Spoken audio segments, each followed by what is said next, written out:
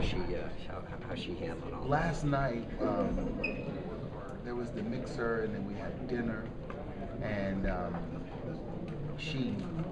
my mom, being from New Orleans, huge New Orleans Saints fan, rolled in from Cleveland with Ricky Jackson. Her and my aunt, actually. So that was a treat for them. I'm sure they talked Ricky's ear off about the Saints, but she gets it. You know, my mom is, if I lay back the music and my lack of excitement for accolades and stuff like that, I got it from her. So, me making the Hall of Fame, when she heard about it in February, it was like, congratulations, honey. But being here, and especially last night, I can see in her eyes and looking around and this whole yellow jacket concept and what it means.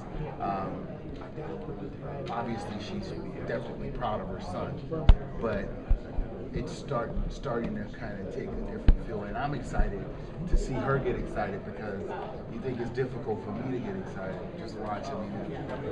I will be excited if I can get her A, to be excited, or to cry.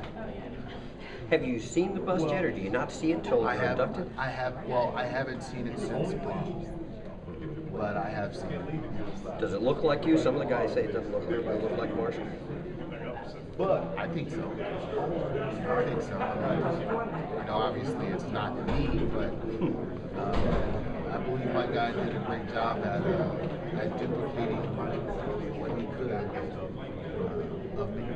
Marshall, you made such an impact as a receiver on the field as well. Do you think receivers nowadays are kind of a little softer than they were? I don't know if you can.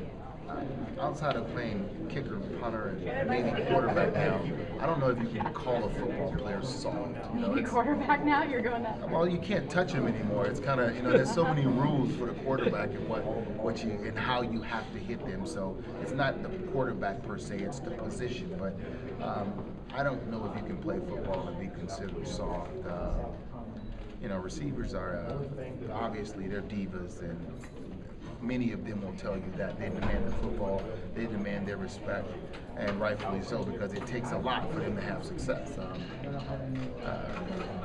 In my time working for the NFL Network, even Jerry with all his greatness and what he's done, and Randy Moss what he did, and how many 100-yard catch seasons that Marvin Harrison had, and watching Torrey and Ike work, to know that a receiver never won the league MVP was like, wow.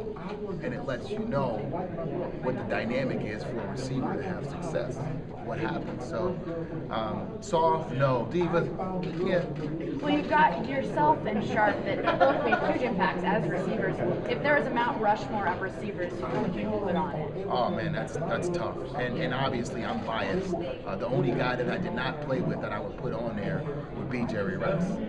But the rest would be fooled. I mean, the other two would be Torrey and Isaac, and I'll stick Marvin Harrison on there too. So, and those are guys that I played with. So I not only know what they did per se watching or the stats, I know their inner workings. I know what's inside.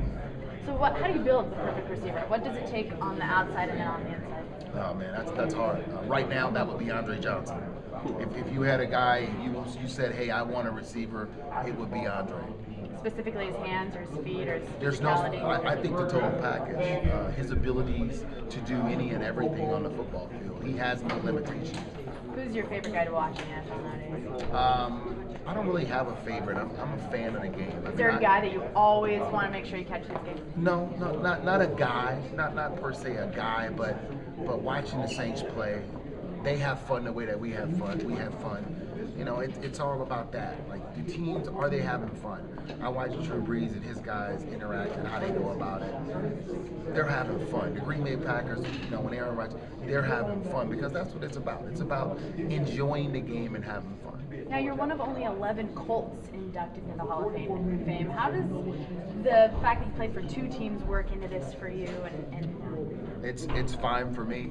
I played for two historic organizations.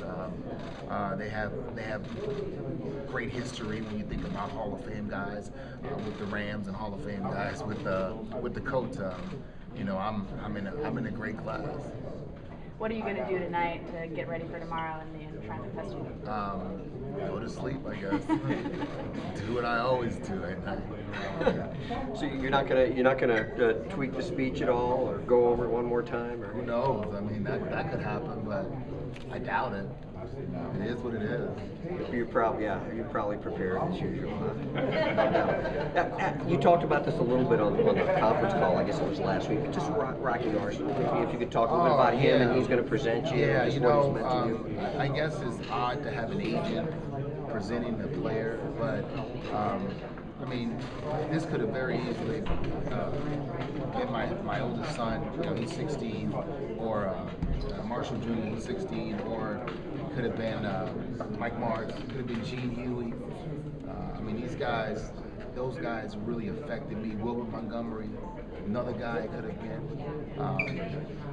But it's rocky because every up and down that I've had on off the field, I mean, he's been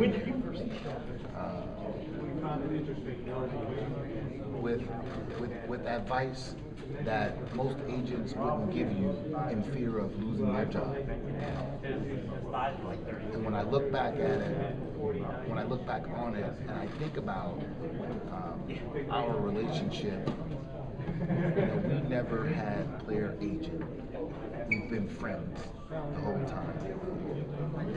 That's special to me. Was it a tough choice for you, or was it instantaneous? Who was the first person you thought of? It's always a tough choice, but at no point in time did I feel like I could make a wrong choice. Is there any player in today's NFL that you think is as versatile as you were running and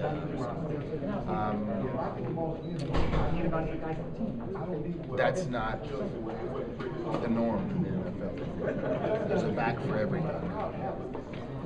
Why do you think that is, Marshall? So, like more and more guys that were every down backs like you, there's only a couple, three of them in the league